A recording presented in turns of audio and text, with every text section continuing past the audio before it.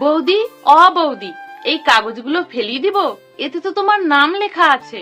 কি যে করিস না, তোকে একটা কাজ দিলেই 10 বার করে ডাকিস আমায়।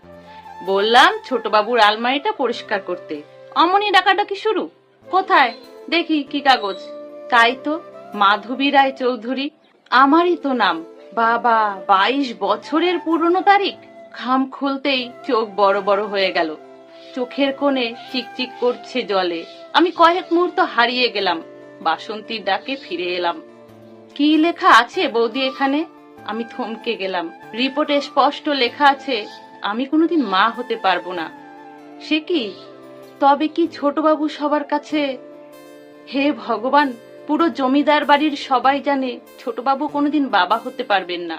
ডাক্তার বলে দিয়েছেন জমিদারের বংশ রক্ষার প্রথা আছে, প্রয়োজনে আরো কয়েকবার বিয়ে করতে হবে। তবে কি আমাকে হারানোর ভয়ে তার এই সত্য গোপন করা? আমার বিয়ে হয়েছে আজ থেকে 24 বছর আগে, জমিদার রামচরণ রায়চৌধুরীর একমাত্র ছেলে জমিদার বৃন্দাবন রায়চৌধুরীর সাথে। জমিদারি প্রথা উঠে গেছে, কিন্তু জমিদারির প্রভাবটা রয়ে গেছে। বিয়ের দিন রাতে আমাকে মা বলল, শোন, জমিদারের প্রভাব থাকবে, একমাত্র ছেলে, তাই একটু দোষ ত্রুটি থাকতে পারে, তোকে একটু মানিয়ে নিতে হবে মা। আমি আমার মায়ের কথায় মাথা নেড়ে সায় দিয়েছিলাম, কিন্তু বৃন্দাবন বাবু এত বিন্দাস থাকবে জানা ছিল না। আমি অপূর্ণতা কাকে বলে এই দীর্ঘ সময়ে বুঝতে পারিনি। বিন্দাস বাবু কখনো আমাকে অবহেলা বা অবজ্ঞা করেনি, তবে প্রতি রাতে অনেক দেরি করে বাড়ি ফিরতেন।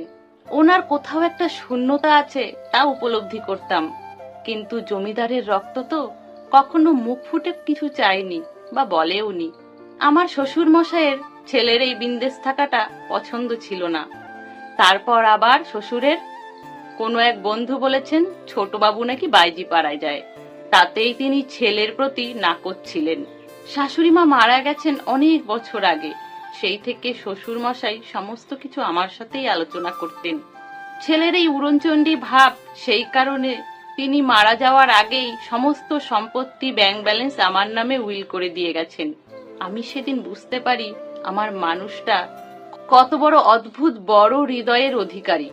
এর পরেও তার বাবাকে কোনো প্রশ্ন করেনি, এমনকি আমাকেও কোনো প্রশ্ন করেনি। আমি বলেছিলাম তোমার সবকিছু তুমি ফিরিয়ে নাও, জবাবে মানুষটা শুধু একটা মুচকি হাসি দিয়ে চলে গেছিল। এই বিশাল সাম্রাজ্যের আমি শুধু রক্ষক ছিলাম, ভক্ষক নয়। তাই আমার কাছে কিছু চাইলে আমি উজাড় করে দিয়ে দিতাম মানুষটাকে, কিন্তু সে তো শুধু সপ্তাহে 1000 টাকার বেশি আমার কাছ থেকে কখনোই নিত না। আজ মন চাইছে হৃদয়টা উজাড় করে মানুষটার 2 বাহুতে আবদ্ধ হতে, তাই বিকেলে সাজগোজ করে তার ঘরে গেলাম। আমাকে দেখে একটা হাসি দিয়ে 1000 টাকা চাইলো। আমি টাকাটা দিতেই ঘর থেকে বেরিয়ে গেলেন। আজ আমার মনে হিংসে হলো, যার জন্য এত সাজ সে একবার ভালো করে দেখলোও না আমায়। আমার মানুষটাকে কে ভুলিয়ে নিল, কার টানে আমাকে ফেলে গেল। আজ আমি দেখবো তাকে, দেখবো সে আমার থেকে কত বড় সুন্দরী। পিছু ছুটলাম গোপনে, অন্ধকার রাস্তা, চারিদিকে শুধু জোনাকির আলো ছড়িয়ে আছে। দেখলাম পুরনো একটা বাড়িতে প্রবেশ করলেন। আমিও শিকারী প্রাণীর মতো গেলাম তার পিছু পিছু। হ্যারিকেনের আলোয় দেখলাম 20 থেকে 25টা ছেলে দল বেঁধে পড়াশুনো করছে। হঠাৎ কারোর পায়ের শব্দ শুনে চমকে গেলাম। এ কি বৌদিমণি, আপনি এখানে? সত্যবাবু বললেন মানুষটার গুণের কথা। জানেন বৌদিমণি, এই ছোটবাবু আছেন বলেই আমাদের এই অনাথ আশ্রমটা টিকে আছেন। তিনি প্রতি সপ্তাহে 1000 টাকা করে দেন, প্রতি সন্ধ্যায় এসে ছেলে মেয়েদের লেখাপড়া করান, দীর্ঘ 20 বছর ধরে। বিনিময়ে কখনো কিছু চাননি বা কখনো কিছু নেননি। আমি আর দাঁড়িয়ে থাকতে পারলাম না, বুক ভিজে যাচ্ছে।